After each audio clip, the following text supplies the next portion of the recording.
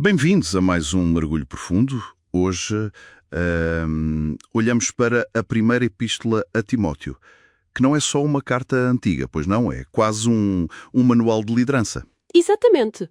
Um manual para a casa de Deus, como diz, e numa altura complicada. É uma das epístolas pastorais, claro. E o nosso foco hoje é esse mesmo, o contexto, a crise em Éfeso e também como a visão do fim dos tempos, a escatologia, molda tudo isto. Sim, baseamos-nos numa análise que procura exatamente ligar estes pontos. A origem da carta, a crise pastoral que a desplotou e como a escatologia informa a resposta. A nossa missão então é descodificar como esta carta respondeu a desafios muito específicos, ensinamentos estranhos, a necessidade de pôr ordem na casa, pode dizer-se. E como essa visão do futuro influenciava o que se devia fazer no presente. Queremos perceber a estrutura, o propósito nesta fase de transição do cristianismo. Ok, então vamos diretos à crise em Éfeso. Uma cidade fervilhante, não é? Um ponto de encontro de culturas, religiões. Sem dúvida. Um verdadeiro caldeirão. E isso, claro, tornava a comunidade cristã local talvez mais permeável a influências externas, a ideias diferentes. E foi o que aconteceu, pelos vistos. A carta fala de uma outra doutrina, heterodidascalene, focada em fábulas e genealogias intermináveis. O que seria isto, assim mais concretamente? Bem, a interpretação mais comum é que seria uma mistura, provavelmente de algum misticismo judaico mais especulativo e aquilo a que chamamos protognosticismo. Formas iniciais de gnosticismo que viam a matéria como má. Exato, essa tendência dualista. Mas o problema maior, segundo a carta, não era só o conteúdo ser esquisito, era o resultado. Gerava vãs contendas, discussões que não levavam a lado nenhum. Em vez de amor e fé não fingida, como diz a carta. Precisamente. E tinha consequências práticas, como proibir o casamento, certos alimentos, coisas que o autor classifica de forma muito dura como doutrinas de demónios. Uau, forte. Pois é, e por isso a carta funciona como um guia para o Timóteo, para restaurar a ordem, a sã doutrina. Daí as listas de qualificações para os líderes, os bispos, os diáconos, no capítulo 3. Para estabelecer a Igreja como coluna e fundamento da verdade. Isso mesmo.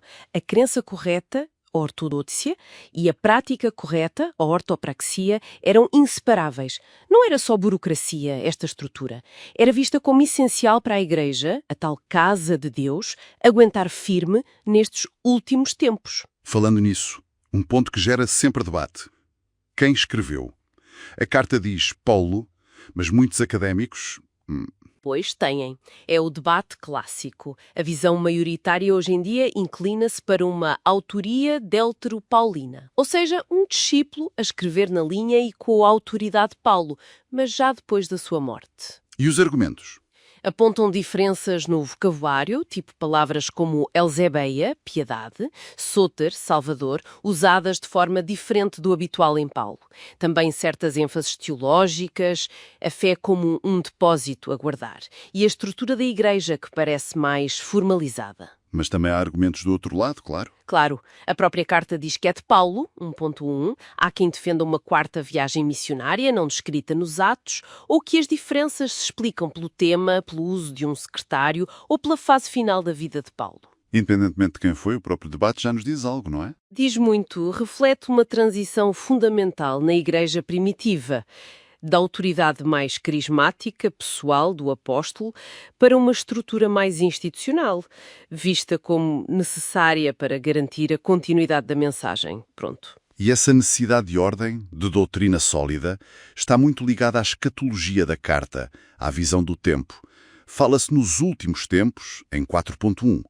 Isso queria dizer que o fim estava iminente. Não necessariamente como o entendemos hoje. No Novo Testamento, a expressão últimos tempos ou últimos dias refere-se muitas vezes a toda a era entre a primeira vinda de Cristo e a segunda. É um período de tensão, digamos assim. Uma era marcada por desafios constantes. Exato. A apostasia, o abandono da fé por causa dessas doutrinas de demónios é um perigo presente nesta era, não apenas um sinal do fim absoluto e iminente. E a resposta a essa apostasia, especialmente às ideias ascéticas que mencionamos, É uma afirmação muito clara da bondade e da criação, diz lá. Tudo o que Deus criou é bom, 4.45.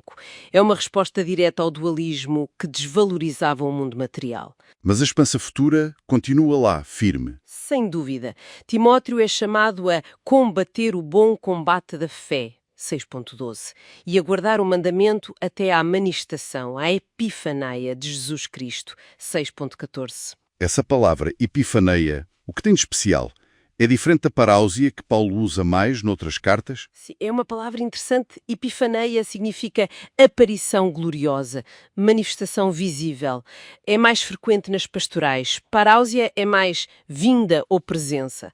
Alguns sugerem que o uso de epifaneia aqui talvez realce a certeza e a glória visível do retorno de Cristo. Talvez numa altura em que a expectativa de um regresso imediato pudesse estar a diminuir. O que se chama às vezes de escatologia adiada. Pode ser.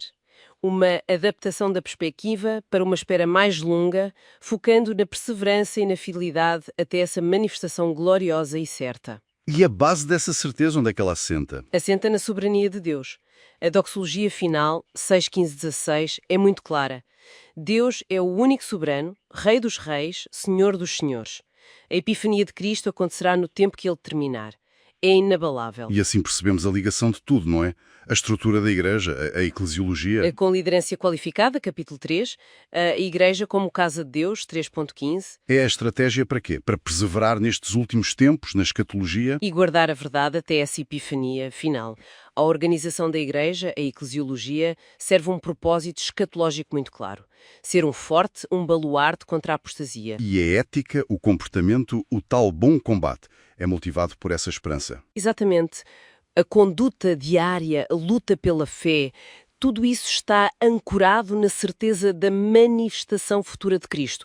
Uma coisa puxa a outra. Portanto, resumindo, 1 Timóteo mostra-nos uma igreja a lidar com sérios conflitos internos, desafios doutrinários. Sim, e a responder através da solidificação da sua estrutura, da sua liderança. E tudo isto dentro de uma moldura temporal muito específica. O presente como os últimos tempos cheios de perigo, mas vividos com uma esperança muito firme na futura manifestação de Cristo. O que nos deixa talvez com uma questão final. Algo para ficarmos a pensar. Esta ênfase de 1 Timóteo na estrutura, na sã doutrina, é obviamente importante para a continuidade, mas levanta uma questão intemporal, não é? Que é? Como é que uma comunidade, um movimento qualquer, preserva a sua essência, a sua verdade ao longo do tempo, sem cair numa rigidez que acabe por sufocar o espírito original? Onde é que está o equilíbrio delicado entre a ordem necessária e a vitalidade essencial? Dá que pensar.